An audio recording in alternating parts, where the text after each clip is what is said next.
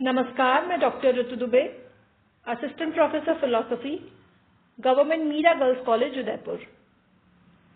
आज मैं BA honours philosophy second year की थर्ड पेपर एथिक्स नीति शास्त्र पर बात करूंगी और आज का हमारा विषय है मूल्य का मानदंड, स्टैंडर्डाइज्ड वैल्यू। स्टैंडर्डाइज्ड वैल्यू से रिलेटेड अपने पिछले वीडियो में मैंने स्पष्ट किया था कि मूल्य क्या है, जीवन में मूल्य का महत्व क्या है और मूल्य और सुख में अंतर क्या है। आज हम बात करेंगे मूल्यों के प्रकार के संबंध में। दरअसल मनुष्य के लिए सभी वस्तुएं समान रूप से मूल्यवान नहीं होती। कुछ केवल साधन के रूप में मूल्यवान होती हैं और कुछ स्वतः साध्य होने के कारण। इसी आधार पर समस्त मूल्यों को दो मुख्य वर्गों में विभाजित किया गया है, साधन मूल्य और साध्य मूल्य। यहाँ ये ध्यान रखने वाली बात है कि ये जो साधन मूल्य हैं, इन्हीं को परतः मूल्य या बाह्य मूल्य भी कहा जाता है और जो साध्य मूल्य हैं उनको स्वतः मूल्य या आंतरिक मूल्य भी कहा जाता है। सबसे पहले बात करते हैं साधन मूल्यों की। उन सब वस्तुओं के मूल्यों को साधन मूल्य कहा जाता है जो अपने आप में शुभ न होकर किसी अन्य वस्तु के साधन के रूप में ही शुभ होती हैं। जैसे भोजन, वस्त्र, मकान, धन, संपत्ति और अन्य सभी भौतिक वस्तुएं अपने आप में शुभ नहीं हैं। वे स्वास्थ्य, जीवन रक्षा और सुख के लिए आवश्यक साधन होने के कारण ही शुभ मानी जाती हैं। भोजन, वस्त्र और मकान इसलिए मूल्यवान हैं कि ये हमारे स्वास्थ्य और जीवन रक्षा में सहायक होते हैं। इसी प्रकार हमारे लिए धन संपत्ति का मूल्य भी इसी कारण है कि हम इसकी सहायता से जीवन में सुख प्राप्त कर सकते हैं। स्पष्ट है कि समस्त भौतिक वस्तुएं अंततः मनुष्य के सुख के लिए आवश्यक साधन मात्र हैं। इसी कारण इन वस्तुओं से संबंधित सभी मूल्यों को साधन मूल्य की संज्ञा दी गई है।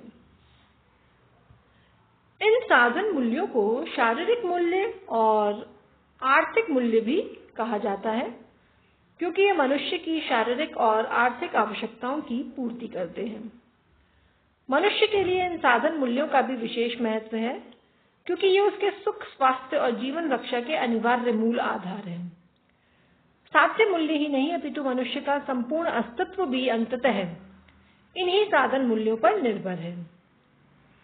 ऐसी स्थिति में ये कहना ठीक नहीं होगा कि ये जो साधन मूल्य हैं वो साध्य मूल्यों की अपेक्षा कम महत्वपूर्ण है। अब बात करते हैं साध्य मूल्यों की।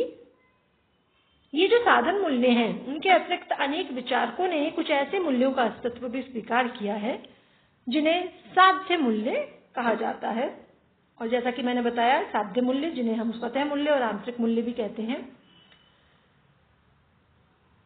इन विचारकों के मतानुसार भौतिक वस्तुओं के विपरीत मनुष्य की कुछ मानसिक अवस्थाएं किसी अन्य वस्तु के साधन के रूप में शुभ न होकर अपने आप में शुभ और स्वतः साध्य होती हैं। स्वतः साध्य का अर्थ यहाँ स्पष्ट कर दूं, जिसे जो अपने आप में सिद्ध होने लायक है ना, जिसे सिद्ध किया जाए अपने आप में। ये मानसिक अवस्थाएं अपने परिणामों के कारण शुभ नहीं मानी जाती, अपितु ये स्वतः साध्य और अपने आप में वांछनीय है। ऐसी स्वतः साध्य मानसिक अवस्थाओं से संबंधित मूल्यों को ही साध्य मूल्य कहा जाता है। साध्य मूल्यों के अस्तित्व में विश्वास करने वाले विचारकों का मत है कि ये मूल्य पूर्णतः परिणाम निरपेक्ष होते हैं, अर्थात मनुष्य के लिए इन मूल्यों का महत्व इनके परिणामों के कारण नहीं, बल्कि इनकी अपनी उत्कृष्टता के कारण ही है।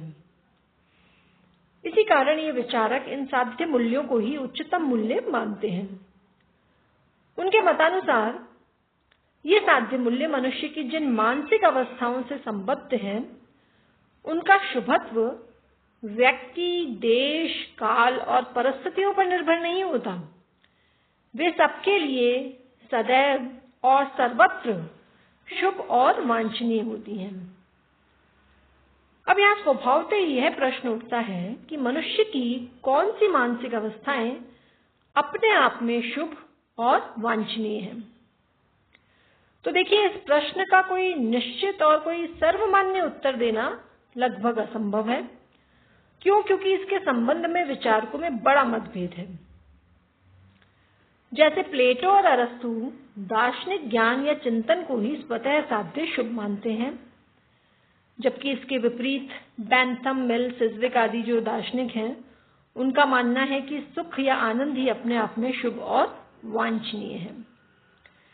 वहीं जो कांट है वो इन सुखवादी दार्शनिकों से भी सहमत नहीं है। वे कहते हैं कि शुभ संकल्प अपने आप में शुभ और वांछनीय है, केवल सुख या आनंद नहीं। स्वतः साध्य शुभ के संबंध में मूर का मत जो है वो इन सभी दार्शनिकों के मत से भिन्न है। उन्होंने अपनी प्रसिद्ध पुस्तक प्रिंसिपिया एथिका में लिखा है कि सुंदर वस्तुओं की अनुभूति में मनुष्य को जो आनंद प्राप्त होता है वह अपने आप में शुभ है, और पारस्परिक मैत्री और स्नेह में मनुष्यों को जिस आनंद की प्राप्ति होती है वह भी अपने आप में शुभ और वांछनीय है। इस संबंध में जरा अगर हम भारतीय दार्शनिकों पर विचार करें तो भारतीय दार्शनिकों ने तो बहुत प्राचीन काल में ही अपना मत व्यक्त किया था। उनके विचार में सत्यम शिवम सुंदरम अर्थात सत्य, कल्याण, सौंदर्य ही स्वतः साध्य शुभ है। साधु संत और धर्मपरायण व्यक्ति स्वतः साध्य शुभ के संबंध में दार्शनिकों के उपयुक्त विचारों को स्वीकार नहीं करते।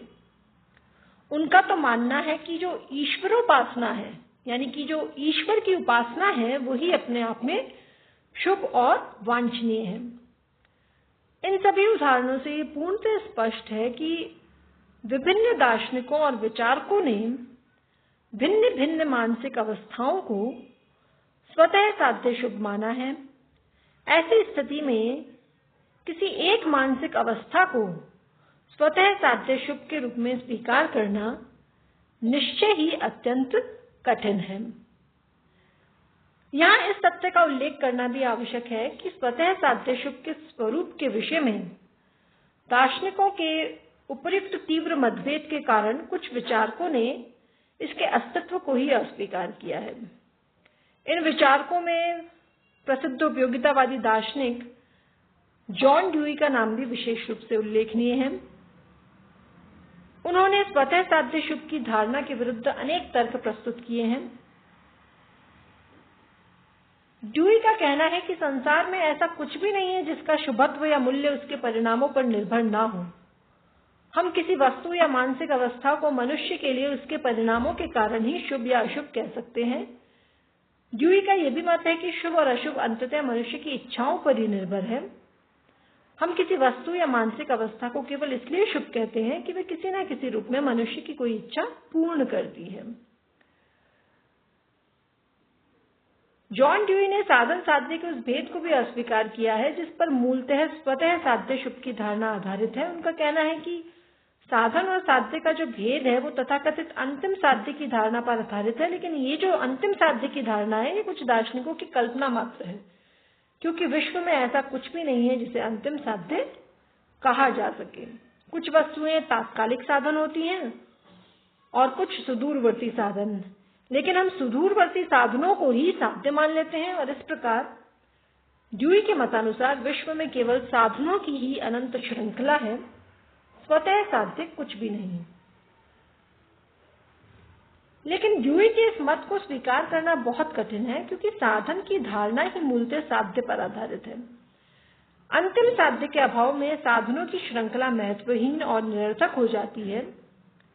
ड्यूई का ये कथन सत्य है कि मानवीय इच्छा से पृथक शुभ अशुभ की धारणा को कोई अर्थ नहीं हो सकता, लेकिन एक अंतिम साध्य को स्वीकार कर लेने से इस मत का खंडन तो नहीं होता। और ये अंतिम साध्य है आनंद, जिसमें स्वाभाविक इच्छाओं की तृप्ति से प्राप्त शारीरिक सुख और धार्मिक ज्ञान और चिंतन से उपलब्ध मानसिक शांति और संतोष दोनों ही सम्मिलित है। तो इस प्रकार आज हमने बात करी मूल्यों के मानदंड के संबंध में और जाना मूल्यों के विभिन्न प्रकारों और रूपों को। साथ ही स्वतः साध्य शुभ के विषय में जो ड्यूई के द्वारा जो आलोचना हुई उस पर भी हमने एक संक्षिप्त चर्चा की। आज के लिए इतना ही काफी है। धन्यवाद।